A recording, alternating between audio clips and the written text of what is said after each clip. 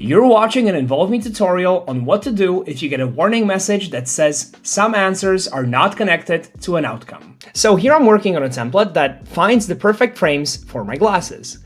And I'm ready to publish it, and I click on publish, and I can see that some answers are not connected to an outcome on pages 2. So I will go to fix the issue. If I go to the second page and click on the element, I can try to identify what the problem is. By scrolling all the way down, I can see that no outcome was set to be mapped. Even though we recommend each of the answers to be mapped to a certain outcome, you could also click on no outcome mapped, and this will prevent the error from happening. However, again, ideally, we would set some sort of an outcome. For the sake of this demonstration, I will also leave one no outcome mapped. And as you can see, if I now go and try to go to publish, the project works just fine. So really, all you have to do is to make sure that you at the very least select no outcome mapped, but preferably, once again, you actually put in an outcome for each of the possible choices that the members of your audience can make within your project. As you can see, this was an incredibly simple fix, and you can actually learn more about answer-based outcomes if you want to by going to help.involve.me. And good luck getting involved!